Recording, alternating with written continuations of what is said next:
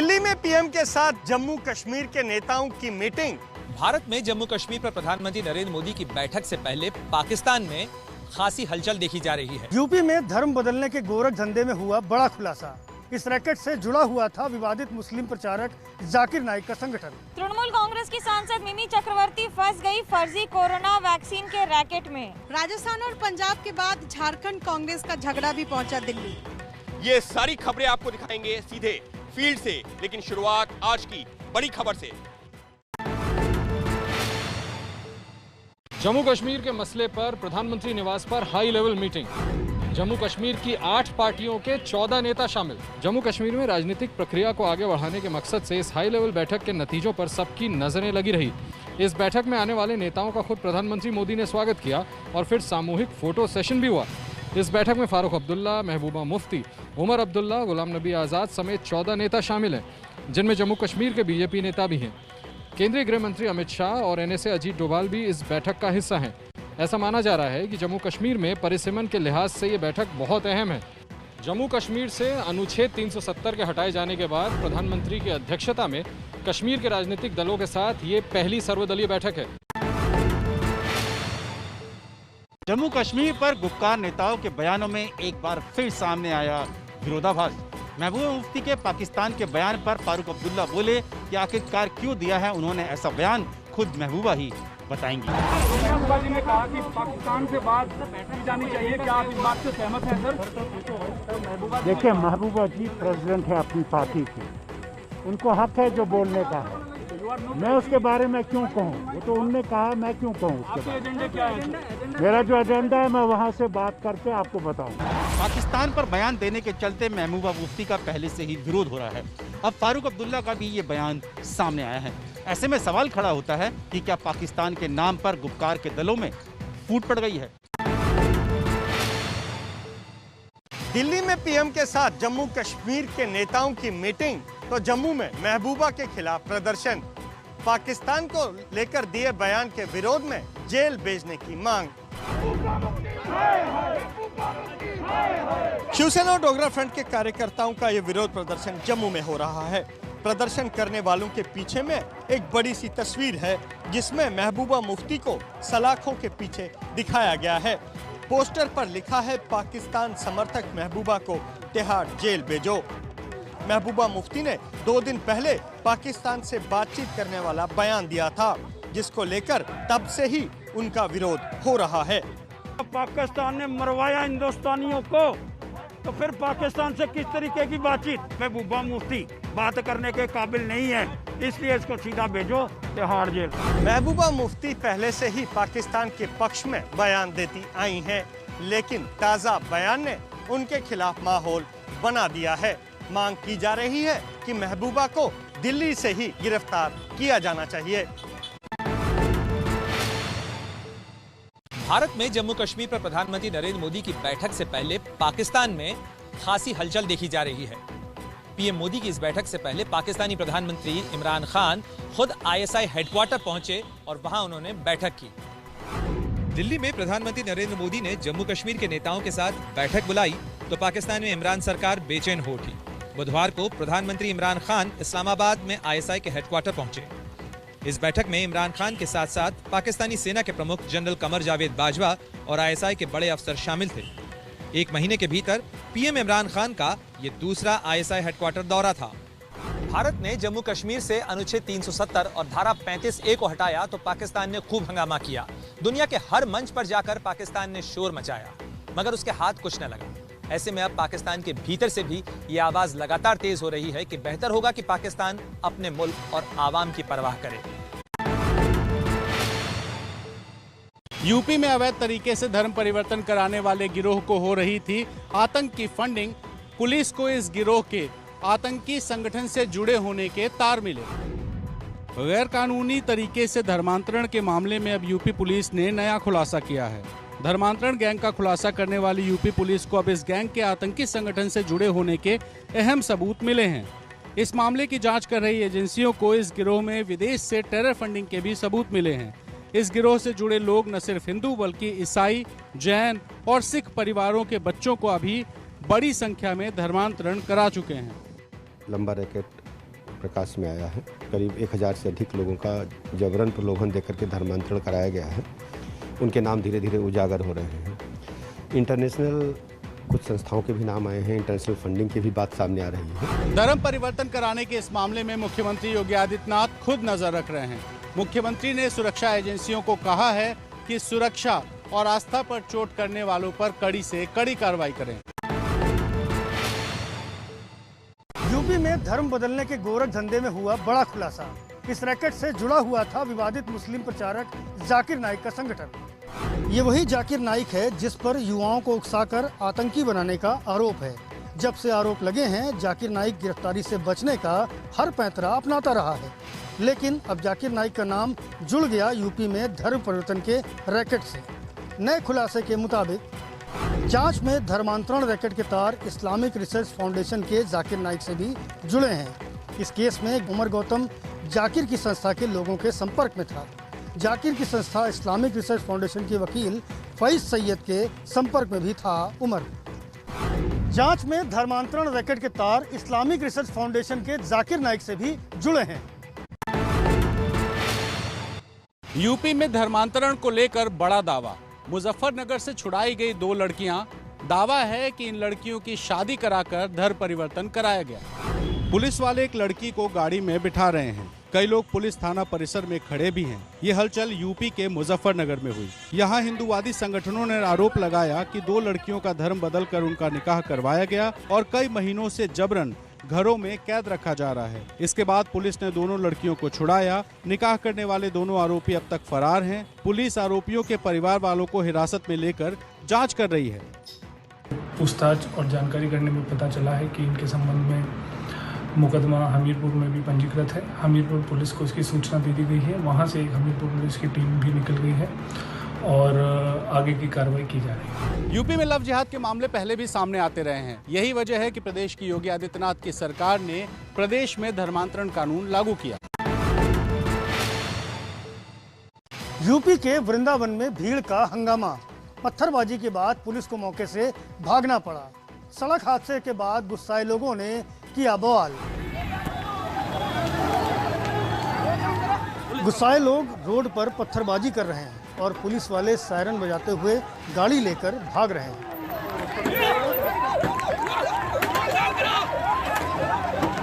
तस्वीरें यूपी के मथुरा जिले की हैं। वृंदावन थाना क्षेत्र में सड़क हादसे के बाद लोगों ने ये हंगामा किया है।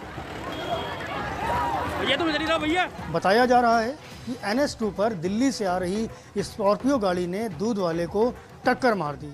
मौके पर ही दूध वाले की मौत हो गई, जिसके बाद लोगों का गुस्सा भड़क उठा। बवाल में कई पुलिस वाले घायल हुए हैं।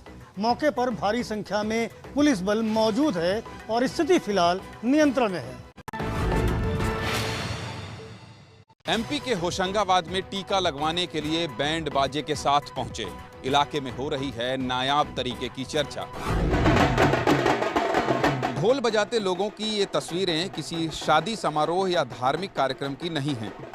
ये लोग ढोल बजाते हुए वैक्सीनेशन सेंटर पर वैक्सीन लगवाने जा रहे हैं। तस्वीरें मध्य प्रदेश के होशंगाबाद जिले की हैं। यहाँ के इटारसी में ढोल बजाने के पेशे से जुड़े लोग वैक्सीन लगवाने के लिए ढोल बजाते पहुंचे। इस तरह की कोशिशों को प्रशासन का भी समर्थन है।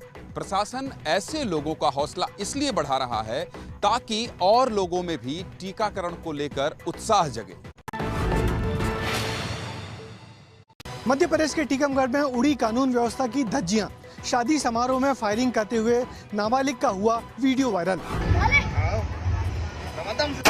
बंदूक बच्चे के हाथ में है, इसलिए हमने बच्चे की पहचान छिपाई है। वीडियो में बच्चा अपने से बड़े उम्र के शख्स की मदद से गोली चला रहा है। फायरिंग का एक दूसरा वीडियो भी है। वायरल हो रहा है वीडियो मध्य प्रदेश के टीकमगढ़ जिले का है। बताया जा रहा है कि एक रिजॉर्ट में शादी समारोह के दौरान का ये वीडियो है। ये भी कहा जा रहा है कि वायरल वीडियो सत्ताधारी पार्टी के विधायक के रिश्तेदार की शादी का है, लिहाजा पुलिस के मुंह भी बंद दिख रहे हैं। वीडियो भले ही वायरल हो मगर पुलिस जानकारी से इनकार कर रही है। ज्यादा सवाल पूछने पर पुलिस वाले जांच की बात कहकर पल्ला झाड़ रहे हैं।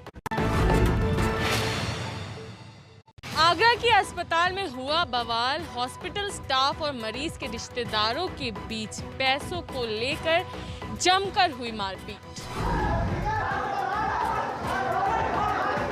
मारपीट का ये वीडियो अस्पताल के अंदर का है। तस्वीरें आगरा के कृष्णा अस्पताल की। ठीक से इलाज नहीं होने के आरोप लगाकर एक मरीज के रिश्तेदारों ने मरीज को रेफर करने की मांग की तो अस्पताल तैयार नहीं हुआ। आरोप है कि अस्पताल ने 5 दिन के पैसे की मांग कर दी। इसके बाद अस्पताल के स्टाफ और मरीज के रिश्तेदार आपस में भिड़ गए। अस्पताल के अंदर ही काफी देर तक अफरा तफरी मची रही। बाद में पुलिस ने मौके पर पहुंचकर मामले को शांत कराया।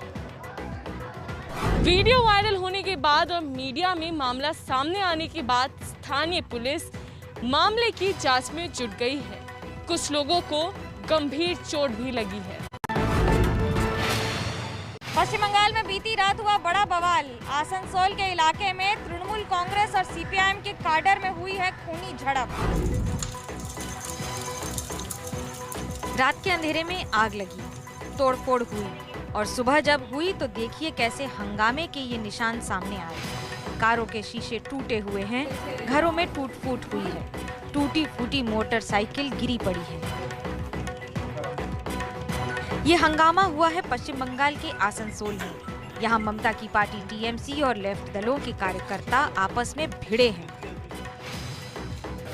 मामूली विवाद में यहाँ ऐसा हंगामा हुआ कि 1 दर्जन से ज्यादा घरों में तोड़फोड़ हो गई। कई लोग घायल हुए हैं। इलाके में अब भी तनाव बना हुआ है। पश्चिम बंगाल में कानून व्यवस्था एक ऐसा मुद्दा है जिस पर पूरा विपक्ष लगातार ममता सरकार को घेरता आया है। चुनाव के दौरान हिंसा हुई, चुनाव के बाद हिंसा हुई और अब चुनाव खत्म हो गए हैं तो भी हिंसा खत्म नहीं हो रही है। हैदराबाद में ढोंगी जोशी के घर से मिले 18 करोड़ रुपए के नकली नोट। इन नकली नोट के खुलासे की कहानी भी बड़ी दिलचस्प है। दरअसल कुछ दिन पहले मुरली कृष्णा के घर चोरी हुई। चोरी करने वाला जोशी के यहाँ काम करता था। जोशी की शिकायत पर ही पुलिस ने उसे पकड़ लिया, लेकिन पुलिस तब हैरान रह गई जब चोर ने बताया कि वो नोटों की जो गड्डी ले गया था वो 2000 के नकली नोट है। इसके बाद पुलिस ने ढोंगी जोशी मुरली कृष्णा के घर छापे मारे तो 18 करोड़ के नकली नोट बरामद हुए। ढोंगी जोशी दरअसल इन नकली नोटों के जरिए कुछ बैंक कर्मचारियों के साथ मिलकर हवाला का धंधा करता था। हैदराबाद का ये ढोंगी जोशी एक हवाला कारोबारी निकला, वो भी नकली नोटों का। पुलिस का दावा है कि ये ढोंगी मंगलगिरी बैंक अधिकारियों के साथ मिलकर 90 करोड़ की धांधली की है।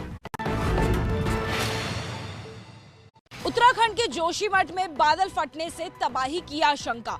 औली इलाके के घर, दुकान सब पानी में डूबे। दहशत में लोग।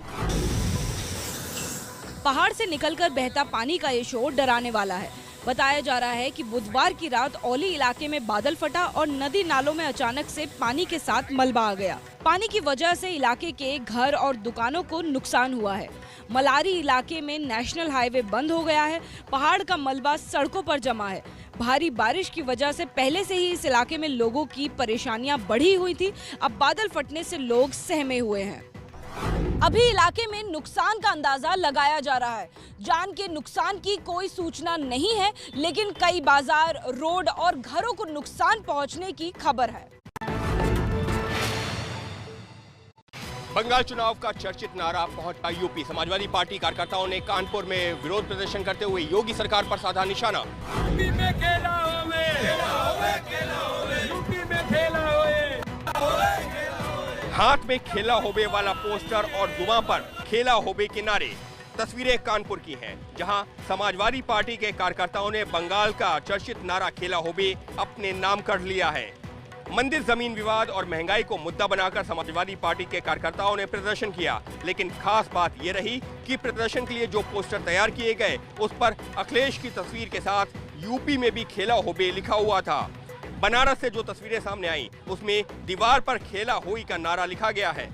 पिछले महीने बंगाल विधानसभा चुनाव में खेला होबे नारा खूब चला था और इसी नारे की मदद से ममता बनर्जी वापस सत्ता में लौटी थी।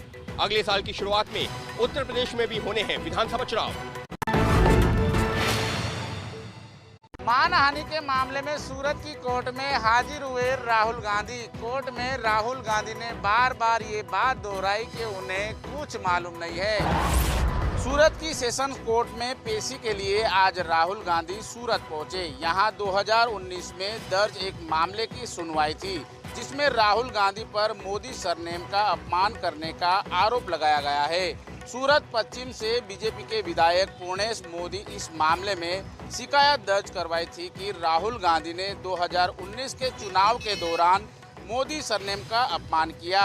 इस मामले में 10 अक्टूबर 2019 को राहुल गांधी कोर्ट में पेश हो चुके हैं। आज सुनवाई में राहुल गांधी ने बार बार ये बात दोहराई कि उन्होंने भाषण में क्या कहा। ये बात उन्हें अब याद नहीं। इस मामले की सुनवाई 12 जुलाई तक टल गई है। राजस्थान और पंजाब के बाद झारखंड कांग्रेस का झगड़ा भी पहुंचा दिल्ली। कांग्रेस के 4 असंतुष्ट विधायक कांग्रेस आलाकमान तक अपनी शिकायत पहुंचाए। झारखंड से कांग्रेस विधायक इरफान अंसारी, उमाशंकर अकेला, राजेश कच्छप और ममता देवी दिल्ली पहुंचे। इन्होंने पार्टी के राष्ट्रीय महासचिव वेणुगोपाल और कांग्रेस प्रदेश प्रभारी आरपीएन सिंह से मुलाकात की। उन्होंने कहा कि कार्यकर्ताओं को सम्मान दिलाने को लेकर पार्टी के बड़े नेताओं से बात हुई। और हम लोग जब गए, एक एक करके आलाकमान ने हम लोग से वार्ता किया और हम लोगों ने सारी बातें उनको रखी। वो भी शॉक्ड रह गए कि नहीं क्या हो रहा है झारखंड में। जो लोग ये समझते हैं कि गलत बात बोलकर आलाकमान को हम लोग गुमराह कर देंगे, ये हम किसी कीमत पर नहीं चलने देंगे। कांग्रेस के सामने बाहरी चुनौतियां तो बहुत है, लेकिन फिलहाल अंदर की चुनौतियां उसे सबसे ज्यादा परेशान किए हुए है। नवी मुंबई एयरपोर्ट के नाम पर बीजेपी और शिवसेना के बीच तनातनी बढ़ी। नवी मुंबई में आज स्थानीय लोगों के साथ साथ बीजेपी ने एक बड़ा प्रदर्शन किया। सड़क पर भारी भीड़ है और सबके हाथों में विरोध जताने के लिए सफेद और लाल रंग के पोस्टर और झंडे। अब देखिए, ये भीड़ रेल की पटरी पर दौड़ने लगी। तस्वीरें हैं महाराष्ट्र के नवी मुंबई की और ये लोग यहाँ बन रहे अंतर्राष्ट्रीय हवाई अड्डे के नाम की मांग पर प्रदर्शन कर रहे हैं। दरअसल इस नए एयरपोर्ट का नाम स्थानीय लोग और भारतीय जनता पार्टी दिनकर बाबू पाटिल के नाम पर रखना चाहती है। डीबी पाटिल किसानों के बड़े नेता थे। शिवसेना भी उन्होंने ज्वाइन की थी, जबकि शिवसेना एयरपोर्ट का नाम शिवसेना के संस्थापक और दिवंगत नेता बाल ठाकरे के नाम समर्पित करने पर अड़ी है। इसलिए यहाँ बीजेपी और शिवसेना के बीच ठनी है। इस मुद्दे पर आज स्थानीय लोग, बीजेपी और कुछ संगठनों ने प्रदर्शन किया। नवी मुंबई एयरपोर्ट बनकर तैयार होने में अभी 2 साल का वक्त है, लेकिन इसको लेकर सभी दलों की अपनी अपनी महत्वाकांक्षाएं खूब उड़ान भर रही हैं। देश भर में एक बार फिर से पेट्रोल और डीजल की कीमतों में इजाफा हो गया है और अब तक के उच्चतम स्तर पर पेट्रोल और डीजल की कीमतें पहुंच चुकी हैं। राजधानी दिल्ली के जनपद रोड पर मैं मौजूद हूं और राजधानी दिल्ली की बात करें तो 1 लीटर पेट्रोल की कीमत यहाँ पर जो है 97 रुपये और 80 पैसे पहुँच चुकी है। यानी कल से आज में 26 पैसे की वृद्धि हुई है। वहीं अगर बात करें डीजल की तो डीजल की कीमत 88 रुपये और 34 पैसे पहुँच चुकी है। यानी कि डीजल की कीमतों में कल से आज तक 7 पैसे की वृद्धि हुई है। लगातार बढ़ती हुई कीमतों ने ज़रूर आम आदमी की जेब पर खासा असर डाला है। पहले मैम मतलब 4-5 लीटर स्कूटी की तो 300-400 में हो जाती, तब पूरे 500 में जाते तो दिक्कत होती है खर्चे में। पेट्रोल काफ़ी महंगा हो रहा है मैम। 100 में मतलब मैम 1.5 लीटर पेट्रोल आ जाता तो 1 लीटर ही आता है, उससे थोड़ा सा ऊपर होता है बहुत। लगातार बढ़ती हुई महंगाई आम आदमी को रुला रही है और पेट्रोल की कीमत अब आसमान छू रही है। तृणमूल कांग्रेस की सांसद मिमी चक्रवर्ती फंस गई फर्जी कोरोना वैक्सीन के रैकेट में। रैकेट चलाने वालों ने मिमी को ही नकली वैक्सीन लगा दी, जिसके बाद इसका खुलासा हुआ। कोलकाता में पुलिस की गिरफ्त में खड़े इस शख्स पर आरोप है कोरोना वैक्सीन के गोरख धंधे का। इस जालसाज ने खुद को कभी पुलिस वाला बताया, कभी मंत्रालय में अधिकारी और फर्जी टीका सेंटर चलाया। इसके जाल में तृणमूल कांग्रेस की सांसद मिमी चक्रवर्ती भी फंस गईं। मिमी ने इसके सेंटर से टीका लगवाया। बाद में मिमी को शक हुआ और उन्होंने पुलिस को सूचना दी, जिसके बाद फर्जीवाड़े का खुलासा हुआ। इस नकली वैक्सीन के फर्जीवाड़े के खुलासे के बाद अब इस पर सियासत भी शुरू हो गई है। बीजेपी के सांसद और प्रदेश के अध्यक्ष दिलीप घोष ने सवाल उठाया है कि ये सब पश्चिम बंगाल की सरकार की विफलता दर्शा रही है।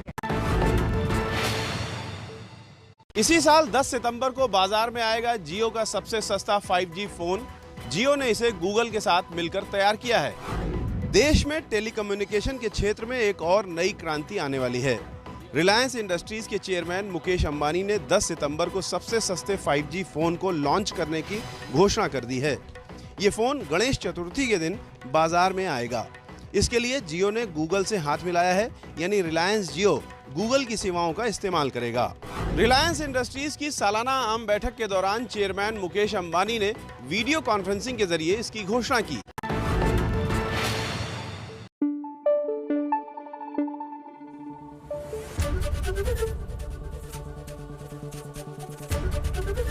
ABP न्यूज आपको रखे आगे।